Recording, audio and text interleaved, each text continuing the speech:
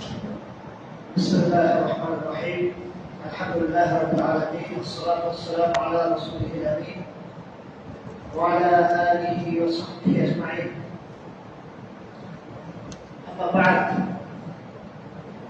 আজকে কিতাব তাওহীদের আলোচনার শুরুতে আমি চরমভাবে আতঙ্কিত এবং উদ্বিগ্ন এই কারণে যে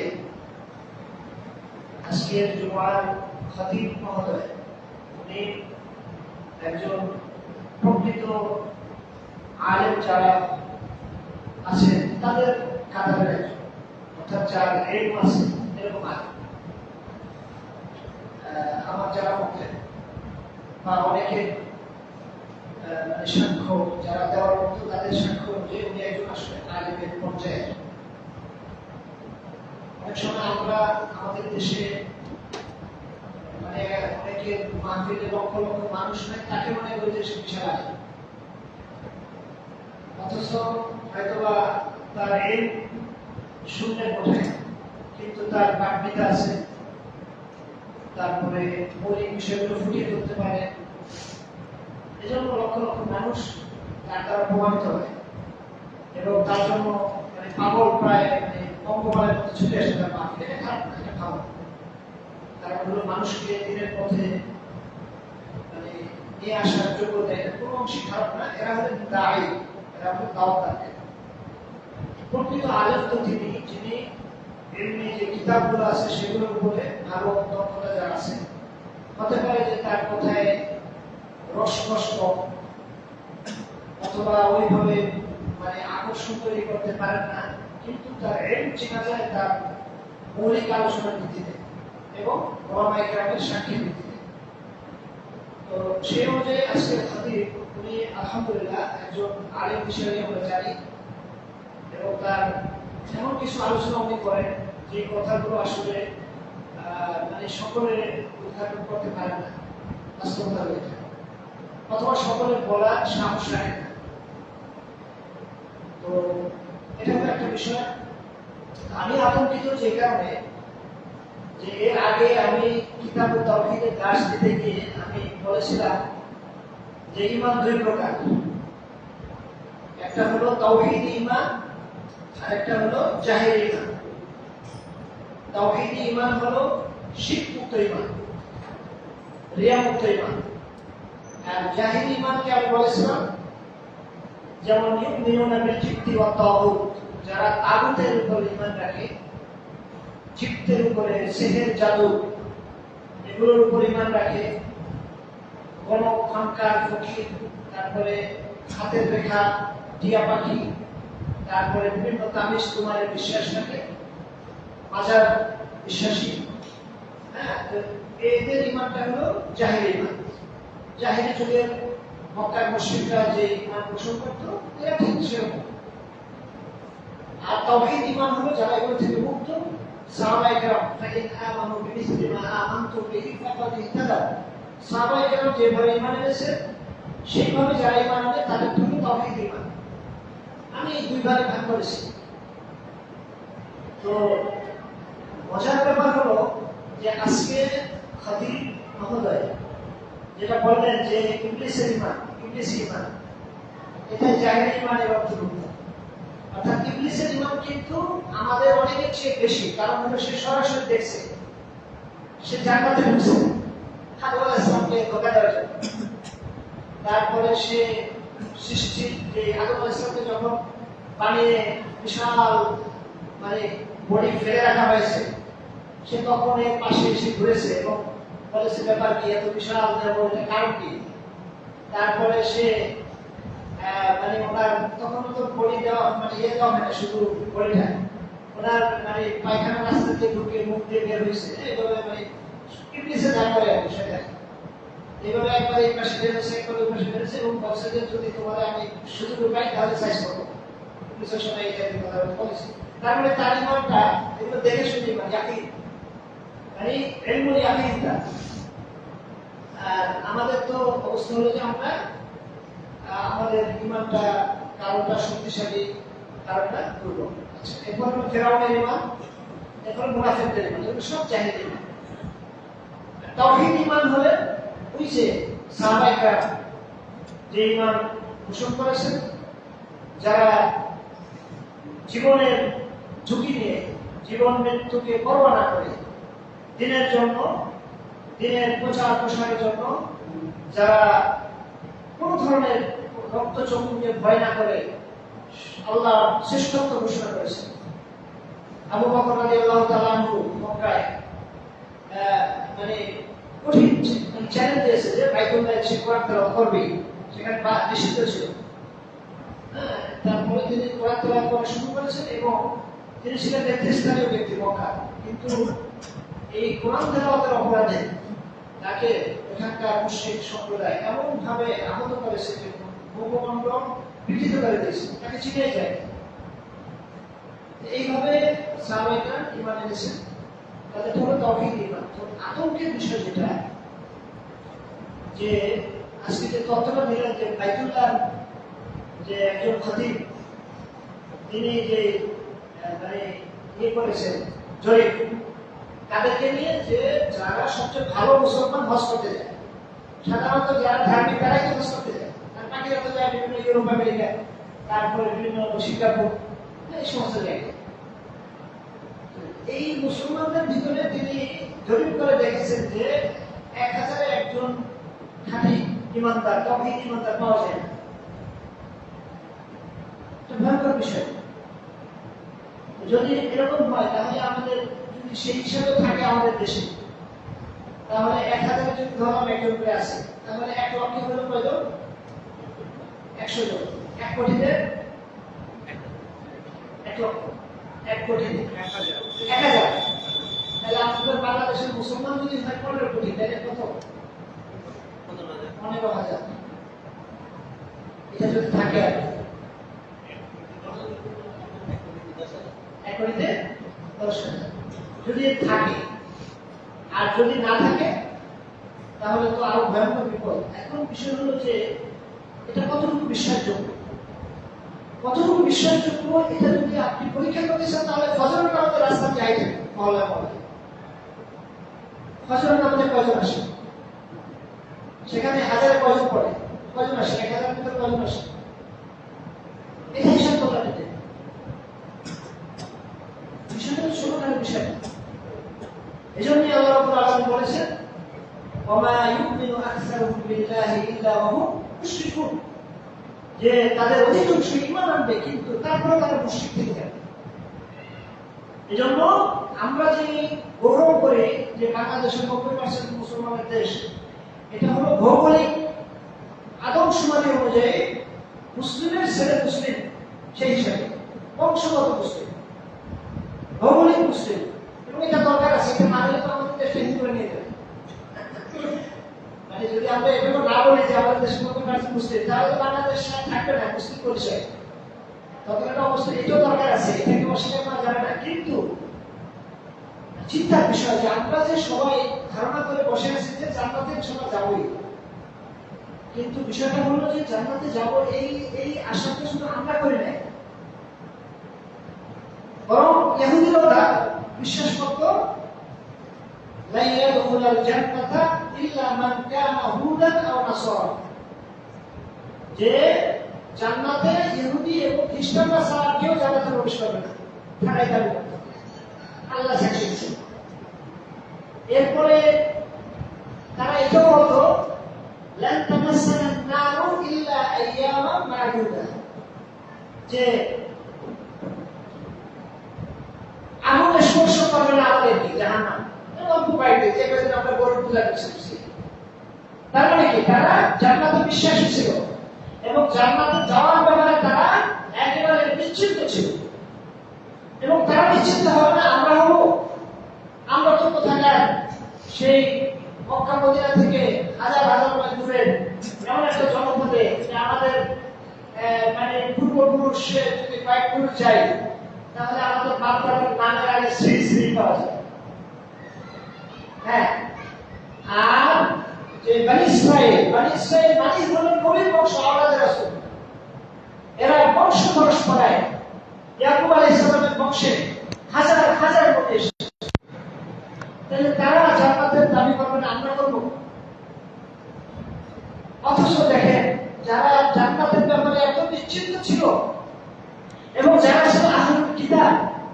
অর্থাৎ কিতাবের ধারক বাহক, তাদের ব্যাপারে আল্লাহ আমাদেরকে শিক্ষা দিয়েছেন, গায়রিল মাগদুবি আলাইহিম ওয়াদ-দাল্লিন, অর্থাৎ এরা হলো একটা অভিশপ্ত, যারা ইলম থাকা সত্ত্বেও, কোরআন কিতাবের, আসমানি কিতাবের ইলমে পারদর্শী হওয়া সত্ত্বেও তাদের ইচ্ছা মতো এটাকে বিকৃত করেছে, কিছু গোপন করেছে, কিছু প্রকাশ করেছে, তারপরে নিজেরা কিছু নিজের মতো নিয়ে এটা আল্লাহর মাঝে করছে, আল্লাহর কিতাবে এটা আছে।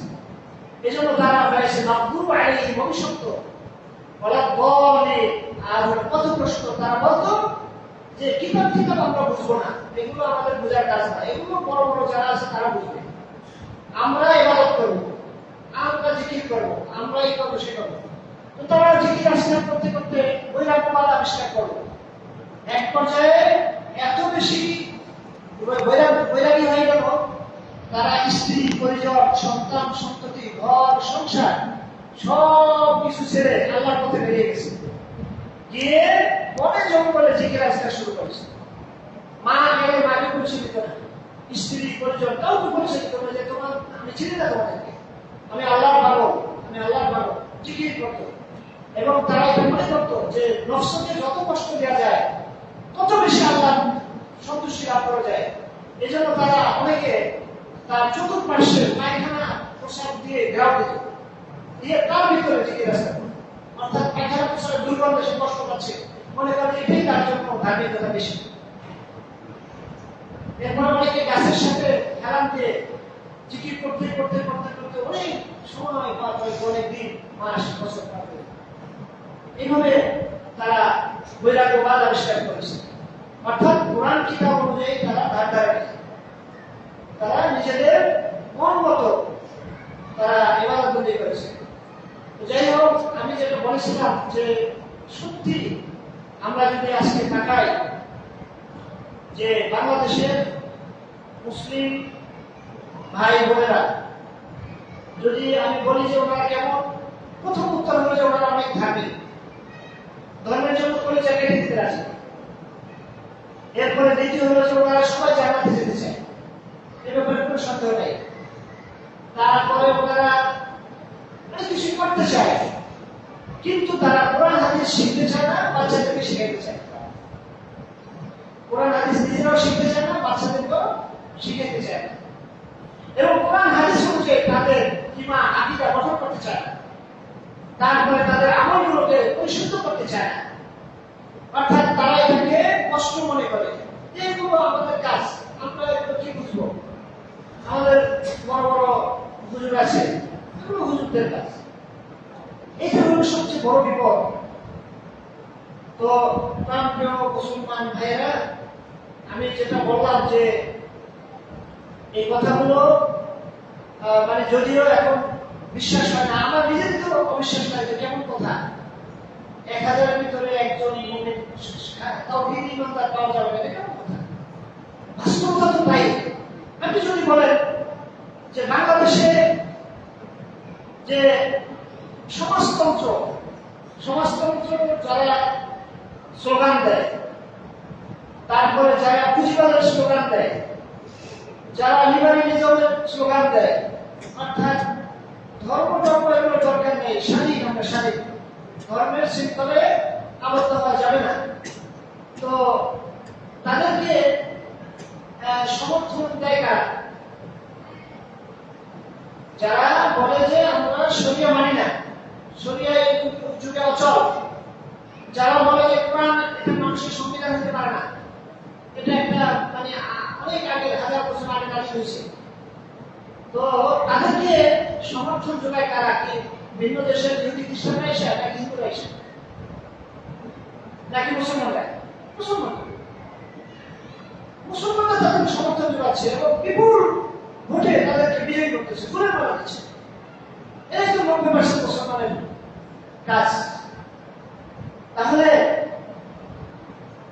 ইসলামকে অস্বীকার করার বাকি কি থাকে? শরিয়া মানি না, তাহলে কি মানে? কি মানে? কি মানে? মিলাদ মানে নারী পুরুষ একটা দুনিয়া কবর চেয়ার,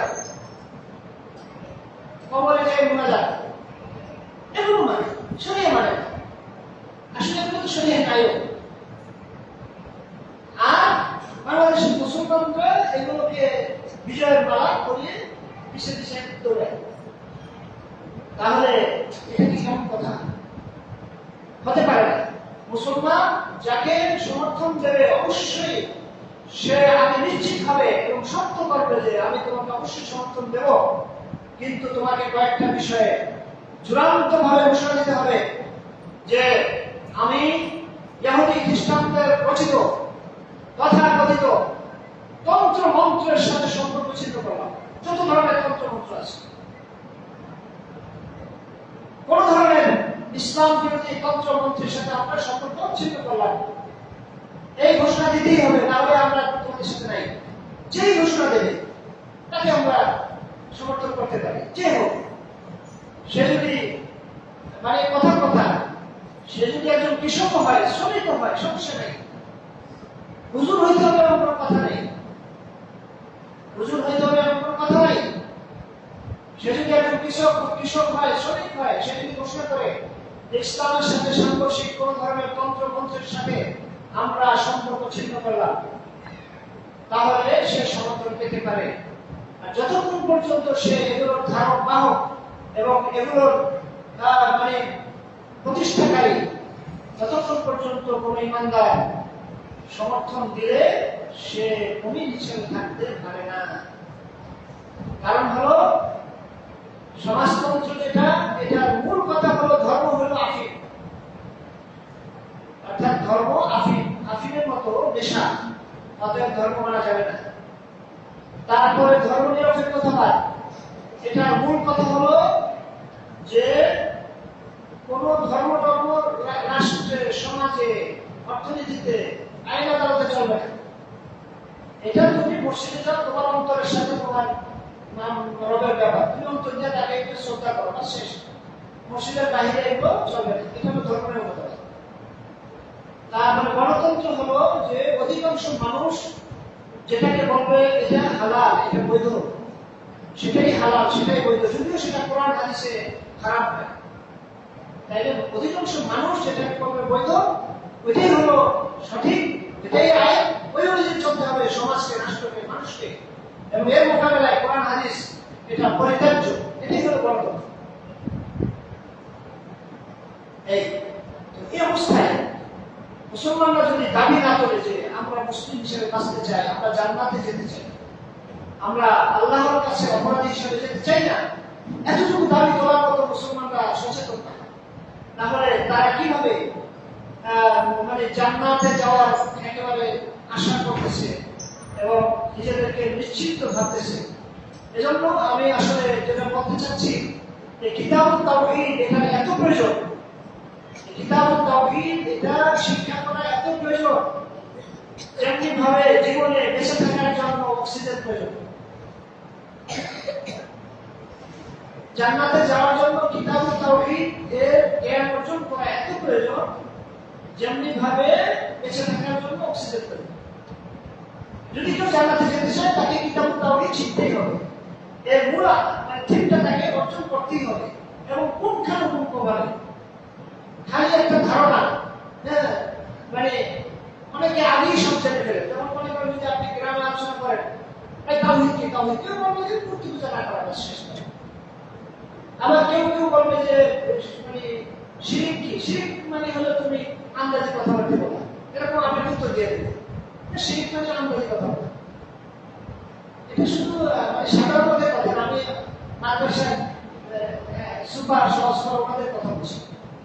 শিরক মানে কি? আন্দাজে কথা বলা। আবার নুরুল ইসলাম মাক্কি, উনি এক জায়গায় একটা অনুষ্ঠানে জিজ্ঞেস করছে, বলেন তো শিরক কি? একজন দাঁড়িয়েছে, শিরক হলো দাঁড়িয়ে প্রচার করা। মানে সবাই নিজেকে মনে করে যে সে সবকিছু জেনে ফেলেছে। অর্থাৎ তাওহীদ এবং শিরকের ব্যাপারে কোনো কোরআন সুন্নাহ থেকে বর্জন করতে রাজি না। ইয়া আইয়ুহাল ইনসান মা গাররাকা বিরাব্বিকাল কারীম, হে মানুষ, কিসে তোমার সেই সম্মানিত অনুগ্রহশীল রবের ব্যাপারে তোমাকে ঢুকাই ফেলেছে যে তার তাওহীদের ব্যাপারে তুমি উদাসীন। ওমা কাদারুল্লাহ হাক্কা কদরি ওয়াল আরদু জামিআন কবদাতুহু ইয়াওমাল কিয়ামাতি ওয়াস-সামাওয়াতু মাতউইয়াতুন বিয়ামিনিহি সুবহানাহু, যে তারা আল্লাহর যথার্থ মর্যাদা দিতে জানে, ওয়া আতাল্লাহ হাক্কা কদরি, যেভাবে মর্যাদা দেওয়া দরকার। এটাই হলো আমাদের দেশের বাস্তবতা।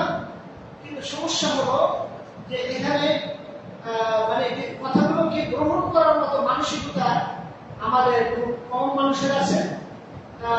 আবার অনেকে মানসিকতা আছে কিন্তু তার সময় নেই, এত ব্যস্ত যে তাওহীদের একটা কিতাব এখানে আলোচনা হচ্ছে নিয়মিত, এটা শোনার মতো সময় নেই। এটা একটা ভয়ঙ্কর বিষয়, একটু ভয়ঙ্কর, সত্যি একটা ভয়ঙ্কর বিষয়। হতে পারে যে যারা আমরা পড়ছি আমরা অযোগ্য, এ ব্যাপারে কোনো সন্দেহ নেই, কিন্তু এই যে কিতাবটা এটা তো একেবারে নির্ভেজাল, এটা জানা ফরজ। সব ফরজের বড় ফরজ হলো আল্লাহ সম্পর্কে সঠিক জ্ঞান অর্জন করা, এটাই হলো কিতাবুত তাওহীদ। তাহলে এটার ব্যাপারে এত উদাসীনতা, এটা অত্যন্ত বিপজ্জনক এবং খুবই উদ্বিগ্নের কারণ। আল্লাহ রাব্বুল আলামিন আমাদেরকে আমাদের ঈমানকে তাওহীদ ঈমান হিসেবে গড়ে তোলার তৌফিক দান করুন। এ পর্যায়ে আমি গত যে দার্সের শেষ অংশ করছি, যে গত দার্সটা ছিল বাবু মা জাআ ফি রুকা ওয়াত তামাইম, ঝাড়ফুঁক এবং তাবিজ তোমারের ব্যাপারে যা এসেছে। ঝাড়ফুঁক তাবিজ তোমার এটাকে মানুষ একেবারে তুচ্ছ মনে করে, ব্যাপার সেবা কি ঝাড়ফুঁক নিয়ে আলোচনা করে, তাবিজ তোমার কি আমাদের সমাজের অংশ। আমরা আলোচনা করবো ইসলামিক ইকোনমি নিয়ে, তারপরে ইসলামিক বীমা নিয়ে, তারপরে রাষ্ট্র ব্যবস্থা নিয়ে, তারপরে আন্তর্জাতিক মানে সম্পর্ক নিয়ে, এগুলো নিয়ে আলোচনা করবো। কিন্তু আমি তোমার কি আলোচনা, এই যে উন্নাসীনতা, শয়তানি একটা চক্রান্ত। কারণ হলো আপনি যদি সারা পৃথিবীতে খেলাফত কায়েম করে ফেলেন, একেবারে ইসলামের অধীনে সব কাফের মুশরিককে নিয়ে আসেন, এরপরে যদি আপনি সুন্দর একটা তাবিজ লটকান, যে তাবিজটার ভিতরে আছে যে কোনো যুবক যদি কোনো যুবতীকে ভালোবেসে কাছে পেতে চায়, এই জাতীয় আল্লাহর নাম দিয়ে লেখা, তাহলে রাসূল সাল্লাল্লাহু আলাইহি ওয়াসাল্লাম বলেছেন যে যদি তোমার হাতে তাবিজ থাকে আর এই অবস্থায় যদি তুমি মারা যাও, মা আফলাহতা আবাদা, তুমি কখনোই সফল হতে পারবে না। মৃত্যুর পরে সফল না হওয়ার মানে হলো জাহান্নামে যাওয়া। তাহলে আপনি এত মানুষকে ইসলামের শান্তি দিলেন, আপনি জাহান্নামে গেলেন, তাহলে লাভ হবে। ইসলামের মাধ্যমে মানুষ শান্তি পাবে, এই ব্যাপারে কোনো সন্দেহ নেই। সূর্যের মাধ্যমে যেমন মুসলিম অমুসলিম সবাই শান্তি পায়, উপকার ভোগ করে, চন্দ্রের মাধ্যমে যেভাবে গোটা মানব জাতি উপকৃত হচ্ছে, এখানে মুসলিম মুসলিমের ব্যাপার না, আল্লাহ কোনো পার্থক্য করেনি যে আমার চাঁদ, আমার সূর্য থেকে কোনো আমার অবাধ্যরা আমার সাথে যারা সেই করে তারা পারে না, এটা বলে নেই। দুনিয়াটা আল্লাহ সবাইকে দিয়ে দিচ্ছে। ঠিক এই কোরআন এবং সুন্নাহর যে ইসলামী সমাজ, এই সমাজ যদি হয়, এখানে মুসলিম অমুসলিম নির্বিশেষে সবাই উপকৃত হবে, কেউ বঞ্চিত হবে না এবং কেউ অশান্তিতে থাকবে না। একমাত্র দুষ্কৃতকারী সে মুসলিমের সম্প্রদায় হোক অমুসলিম সম্প্রদায় হোক, শুধুমাত্র দুষ্কৃতকারীরাই কষ্ট করবে। আর যারা ভালো মনে, যারা শান্তিতে থাকতে চায়, সবাই উপকৃত হবে, এই ব্যাপারে কোনো সন্দেহ নেই। এখন যে যারা এই ইসলামী সমাজ কায়েম করলেন, আপনি তো মানুষের উপকার করলেন, কিন্তু আপনার কি অবস্থা হবে আপনি যদি তাওহীদ না শিখেন? আপনি যদি ইরানি বিপ্লবের মতো ইসলামিক বিপ্লব করার পরে যদি লিখেন, যেটা লিখেছে ইমাম খামেনি, ইসলামী হুকুমত নামে একটা বই আছে ইমাম খামেনি, যাকে সারা পৃথিবীতে চিনে যে ইসলামী বিপ্লবের নেতা। ওই বইয়ের 52 পৃষ্ঠা লিখেছে যে আল্লাহর কাছে আমাদের ইমামদের মর্যাদা এত বেশি, যেখানে কোনো মানে নৈকট্যশীল ফেরেশতাও বুঝতে পারে না, কোনো নবী রাসূল বুঝতে পারে না। মানে শেখুল ইসলামের বিপ্লব, সে আমেরিকার বিরুদ্ধে অনেক বক্তৃতা করে। এখন তার এই ইমাম খোমেনি এবং তার যে ইমামরা আছে 12 ইমাম, এরা যদি নবী রাসূলের চেয়ে বেশি মর্যাদা পায় তাহলে কি সে মানে সঠিক হয়ে আছে? ভুল পথে আছে। শুধু তাই না, সে আরো লিখেছে যে আমাদের ইমামদের কাছে এই পৃথিবীর প্রতিটি ঘটনা তাদের অনুগত বলে নাউজুবিল্লাহ। আসমান জমির প্রতিটি বস্তু অনুগত একমাত্র আল্লাহ, কোন নবী রাসূলের অনুগত না। কারণ নবী রাসূল ইচ্ছা করলেই কোনো বান্দর কোনাকে আদেশ নিষেধ করতে পারতেন না। এটা সব কিছু লাহু মা ফিস সামাওয়াতি ওয়া মা ফিল আরদ, আসমান জমিনের সকল কিছু একক সত্য মালিকানা এবং ক্ষমতা সার্বভৌমত্ব একমাত্র আল্লাহর হাতে। আল্লাহর আদেশ নিষেধ ছাড়া একটা বান্দরও নড়াচড়া করতে পারে না। কিন্তু কোন নবী রাসূল, কোন ওলি আউলিয়া, কোন বুজুর্গের ক্ষমতা নাই একটা বান্দরকে আদেশ নিষেধ করা। আর ইমাম বুখারী লিখেছে তার বইয়ে যে প্রতিটি বান্দর, শুধু একটা না, প্রতিটি যা কিছু আছে সবকিছু তাদের ইমামদের অধীনস্থ। তাহলে এই যে ইরানি ইসলামী বিপ্লব, এটা উনি এটা করে পরকালে কি পার পাবে? পাবে না। ঠিক তেমনি ভাবে সুন্নি যারা ইসলামী খেলাফত কায়েম করতে চান বা ইসলামী রাষ্ট্র কায়েম করতে চান, তাদের উচিত হলো যে তাওহীদ ভালোভাবে শিখা এবং সেই আলোকে এই জাতির ঈমান আকীদাকে গড়ে তোলা। তাহলেই দেখা যাবে যে আল্লাহ রাব্বুল আলামিন ইনশাআল্লাহ মুসলিম এবং অমুসলিম সকলকে আল্লাহ দুনিয়াতে তার যে রহমতের অমেয় সুধা এটা আশীর্বাদ করার সুযোগ দেবেন। তো যাই হোক, এখানে হলো কিতাবুত তাওহীদের গুরুত্ব। এখানে আত-তামাইম কাকে বলে এর আগে গিয়েছে যে মানে আল্লাহ তামিমাতান ফাকাত আশরাকা, যে তামিম তো কেন শিরক করব। এখন এই তামিমা কি এর ব্যাপারে শাইখুন ইউআল্লাকু আলাল আওলাদি মিনাল আইব। তামিজ হলো যেটা বাচ্চাদের গলায় বা তাদের শরীরে লটকিয়ে দেওয়া হয়, এটাকে বলে তামিমা। লাকিন ইযা কানা মুআল্লাকু বিল কুরআন, আচ্ছা এখন যেটাকে ঝুলানো হয় এটা যদি কোরআনের অংশ হয়, কোরআনের কোন আয়াত হয়, ফারাখাসা ফীহি বা'দুস সালাত, সালাতের কেউ কেউ এই ব্যাপারে বলেছেন যে এটা চলে। কেউ কেউ বলেছেন যে যদি কোরআন দিয়ে তামিজ লিখে দেওয়া হয় তাহলে এটার নোকসান আছে। আচ্ছা, ওয়াবাদুহুম লাম ইরাখিস, আর কেউ কেউ এটার বলছে যে এটা জায়েজ নেই, এটাও দেওয়া যাবে না, সেটা কোরআনের হোক অথবা কোরআন ছাড়া হোক। আচ্ছা, ওয়ায়াজআলুহু মিনাল মানহি আনহু, তাদের মতে এটাও নিষিদ্ধ। মিনহুম ইবনে মাসউদ রাদিয়াল্লাহু আনহু, যিনি নিষিদ্ধ মনে করতেন যে কোরআন দিয়ে তামিজ দেওয়া নিষিদ্ধ, তাদের অন্যতম হলো আব্দুল্লাহ ইবনে মাসউদ রাদিয়াল্লাহু আনহু। এবং আমি একটা তথ্য দেই যে আমাদের যে হানাফি মাযহাবের ইমামগণ এবং উলামায়ে কেরাম ইবনে মাসউদ রাদিয়াল্লাহু তাআলা আনহুর উপর বেশি ভক্ত। কারণ হলো ওনার ছাত্রীদের থেকে এরপর আস্তে আস্তে ইমাম আবু হানিফা রাহমাতুল্লাহ আলাইহি উনি ইলম গ্রহণ করেছেন, ইব্রাহিম নাখঈ, তারপরে এইভাবে। তো এই জন্য আরেকজন মাসউদ রাদিয়াল্লাহু তাআলা যেহেতু এদেশে ইরাকে বা ওই অঞ্চলে, এই জন্য হানাফি মাযহাবের ওনাকে বেশি গুরুত্ব দেন। তো ইবনে মাসউদ রাদিয়াল্লাহু তাআলা আনহু এই কোরআনের তাফসীরও নিষিদ্ধ মনে করতেন। তাহলে এখন আমাদের হানাফি সমাজে তাফসীর তোমার কোরআনেরটা তো চলে মানে তেলাসমাতি তাফসীর তোমার যেগুলো, তেলাসমাতি তাফসীরের কিতাব এটাও চলে, এটাকে নিষেধ করে না। তাহলে আমরা কি আসলে ইমাম আবু হানিফা রাহমাতুল্লাহ আলাইহি যে সিলসিলা ওই ধারায় আছি? নাই, এটাই বাস্তবতা।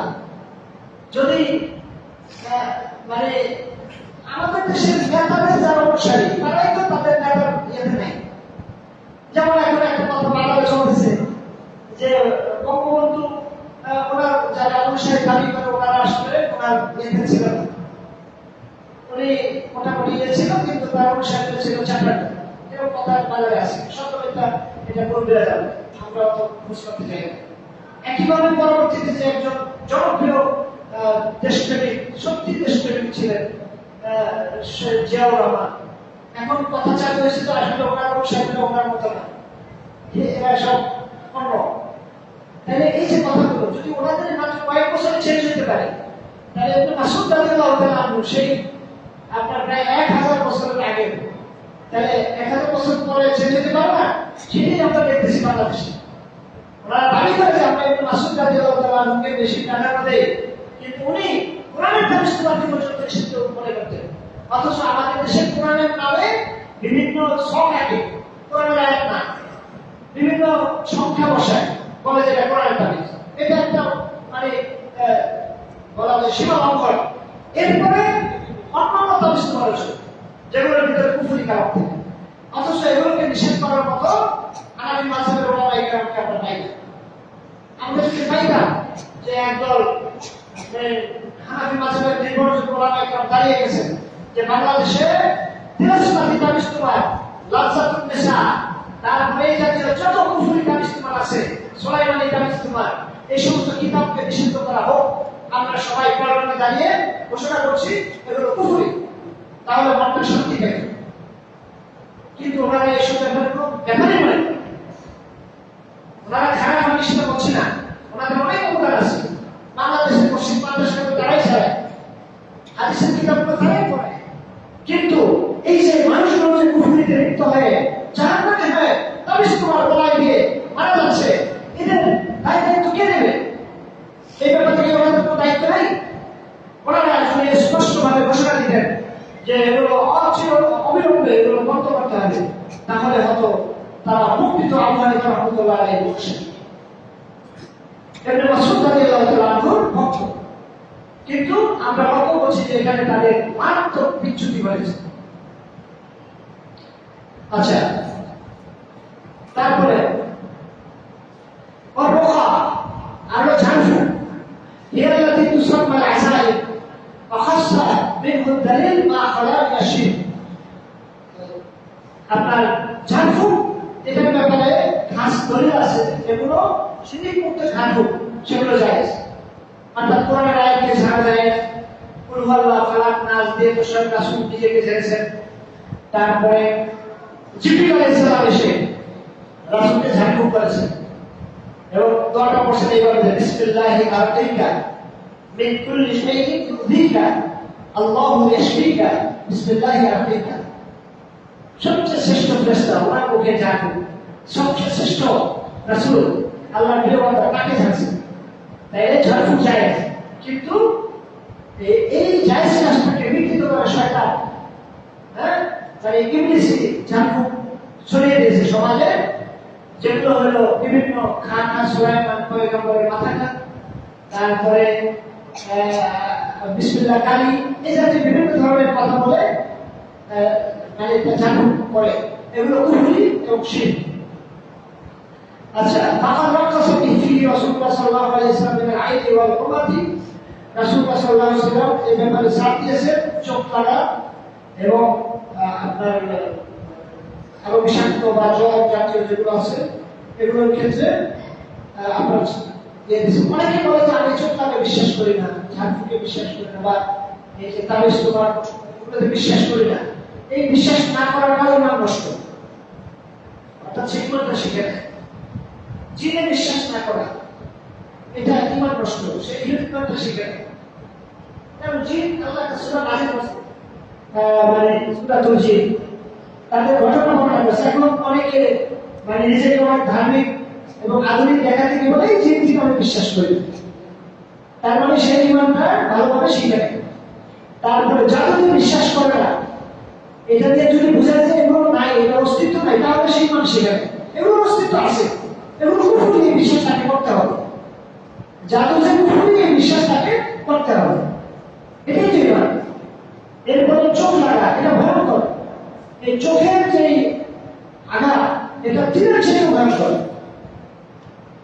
যে মানে যদি যারা হিংসুটে, এদের চোখের আঘাতে গাছের ফল নষ্ট হয়ে যায়, মাছ মানে বলা ছোট হয়ে যায়, সে বলতে পারে না।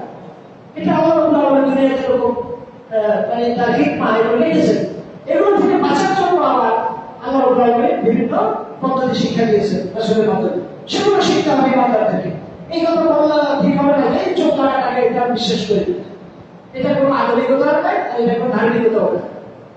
আপনাকে জানতে হবে যে এটা রাসূল বলেছে আল আইনু হাক্কুন, চোখের যে দৃষ্টি এটা সত্য, যেটাকে আমরা বলি মুখ লাগছে, এটা সত্য, রাসূল বলেছেন। তাহলে আমি যদি বিশ্বাস না করি তাহলে আমার ইমানে পূর্ণতা আসে। বুঝতে হবে যে এটা আছে, কিন্তু এখান থেকে বাঁচার জন্য কুফরি চিকিৎসা নেওয়া যাবে না, নিতে হবে রাসূলের শেখানো পদ্ধতির চিকিৎসা। আচ্ছা, এরপরে হলো অত্যবলতা। দেওয়ালা হলো শাইউন ইয়াসমাউনাহু ইয়াজউমুনা আন্নাহু ইউহিব্বুল মারআতা ইলা যাওজিহা ওয়া রাজুলা ইলা ইমরাআতিহি। অর্থাৎ চোখেরা এমন কিছু কাজ করে বিভিন্ন পড়াশোনা দিয়ে তারা বিশ্বাস করে যে এই কাজটা করলে মানে স্ত্রীর কাছে স্ত্রী তার স্বামীকে ভালোবাসে, অথবা স্বামী তার স্ত্রীকে ভালোবাসে। এই বিশ্বাসে তারা কিছু কাজ করে, যেমন তার কাপড়ের আঁচল কেটে নেয়, তারপরে আরো অনেক জিনিস সেগুলো আছে, এটাকে বলে দেওয়ালা। এই জাতীয় কাজ করা এগুলো শিরক। অতএব এগুলো থেকে আমাদেরকে করতে হবে, আমাদের বিভিন্ন মুসলিম জনসাধারণকে এই ব্যাপারে সতর্ক করতে হবে। এই জন্য সর্বশেষ হাদিসটা হলো আব্দুল্লাহ ইবনে হুকাইম মারফুআন মান তাআল্লাকা শাইআন উকিলা ইলাইহি, রাওয়াহু আহমদ ওয়া তিরমিজি। ইমাম আহমদ বর্ণনা করেছেন, তিরমিজিতে হাদিসটা আছে 2073 নম্বর হাদিস। যে কেউ যদি তার হৃদয়কে কোনো কিছুর সাথে লটকায়, আল্লাহ তাকে তার উপরে ছেড়ে দেয়, আল্লাহ তাকে তার উপরে ছেড়ে দেয়। তাহলে আমাদের হৃদয়কে লটকাতে হবে আল্লাহর কাছে, আল্লাহর সাথে। অর্থাৎ যখনই আমার কোনো বিপদ আমি উপলব্ধি করবো যে আমার একটা ক্ষতি হচ্ছে, সাথে সাথে আমার হৃদয় যাবে তার দিকে, আল্লাহর দিকে। এখন যদি কেউ মনে করে যে আমি এই তাবিজটা দিলে আমার সামনে কাঁপাবে না, তাহলে যখনই সে জঙ্গলে যাবে তখন কি করবে? সে মনে করবো আমার তো এখানে তাবিজ আছে, তাবিজের উপরে সে ভরসা করবে। আর যখন তাবিজ থাকবে না, সে মনে হয় যখন জঙ্গলে যাবে প্রয়োজন বসত, সে দুইটা পদ্ধতি অবলম্বন করবে। একটা হলো যে বাহ্যিক যেটা, সেটা দ্বারা সে চেষ্টা করবে যাতে কোনো ধরনের পোকামাকড়, সাপ, বিচ্ছু এগুলো তাকে অ্যাটাক করতে না পারে। আর সে তাওয়াক্কুল করবে যে সে বলবে আউযু বিকালিমাতিল্লাহি তাম্মাতি মিন শাররি মা খালাক, আমি আশ্রয় গ্রহণ করতেছি আল্লাহর কালিমার উসিলায় সকল অনিষ্ট, তার সৃষ্ট অনিষ্ট থেকে। তাহলে সে তাওয়াক্কুল করলো কার উপর? আল্লাহর উপর, ডাকলো আল্লাহকে। আর যখন তাবিজ থাকবে তখন তার মধ্যে আমার তো তাবিজ আছে, যখন বিশ্বের তাবিজ পাওয়া আছে, সে আসতে পারবে। এই জন্য হাদিস হচ্ছে মান তাআল্লাকা শাইআন উকিলা ইলাইহি, যে কোনো কিছুর উপর নিজের হৃদয়কে লটকে দাও, আল্লাহ তার উপর ছেড়ে দেয়, যা তোর সম্পূর্ণ বিশ্বের তাবিজের উপর দিয়ে যায়, আর জাহান্নামে যায়। আর যখন এটা না থাকবে তখন সে আল্লাহর উপর করবে। هذا وعندي ولكم الله أستغفر الله لي ولكم ولسائر المسلمين. السلام عليكم.